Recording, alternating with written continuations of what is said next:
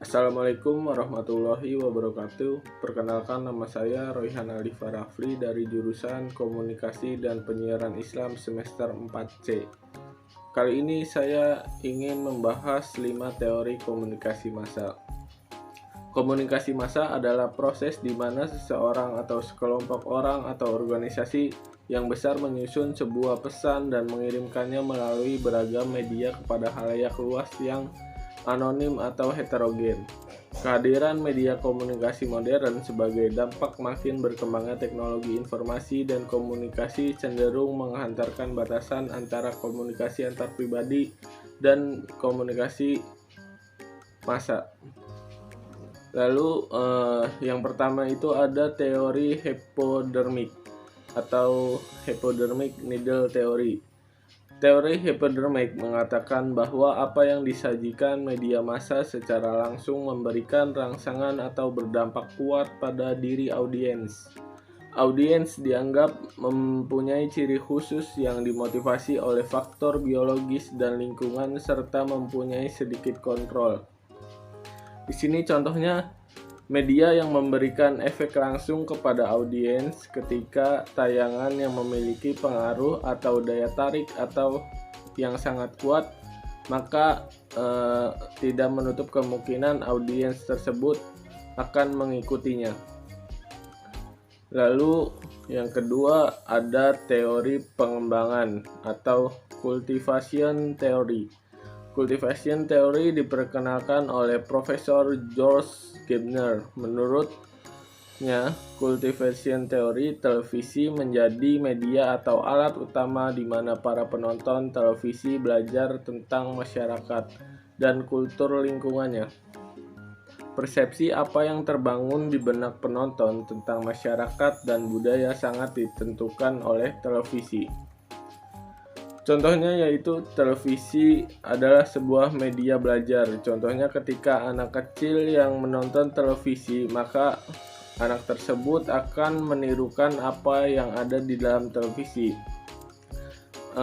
Jika televisi tersebut menayangkan adegan kekerasan, maka tidak menutup kemungkinan anak tersebut akan menirukan adegan kekerasan tersebut di kehidupan nyata.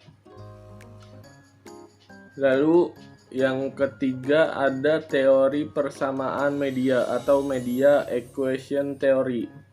Media equation theory diperkenalkan oleh Byron Raffles dan Clifford Nash. Media teori atau teori persamaan media ini ingin menjawab persoalan mengapa orang-orang secara tidak sadar dan bahkan secara otomatis merespon apa yang dikomunikasikan media seolah-olah media itu manusia.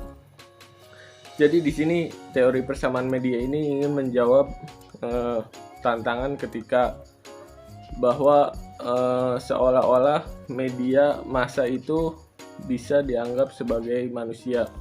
Contoh kasusnya yaitu ketika kita menonton televisi, kita merasakan seolah-olah bahwa kita sedang melakukan komunikasi secara langsung dengan manusia atau terdapat kedekatan emosional antara kita dengan media massa tersebut.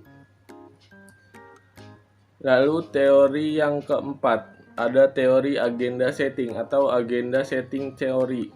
Agenda setting theory diperkenalkan oleh Bernard John Maxwell dan Malcolm dan Donald Shaw.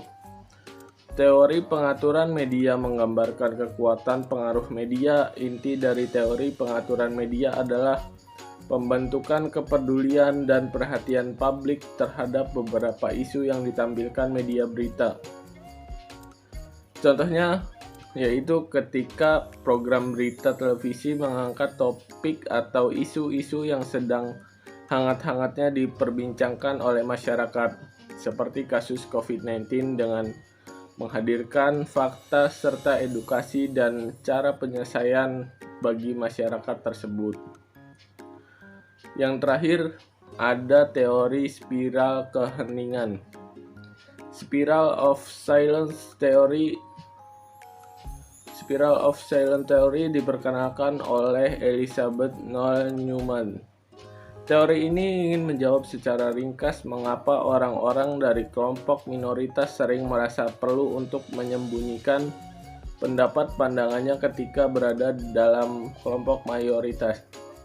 Di sini yaitu adalah ketika kita tidak setuju dengan suatu kebijakan dari pemerintah, namun kita berada pada kelompok minoritas, jadi kita lebih memilih untuk diam atau silent, tidak berani mengungkapkan pendapatnya secara langsung kepada khalayak. Sekian presentasi dari saya, semoga bermanfaat. Kurang lebihnya mohon maaf. Wassalamualaikum warahmatullahi wabarakatuh.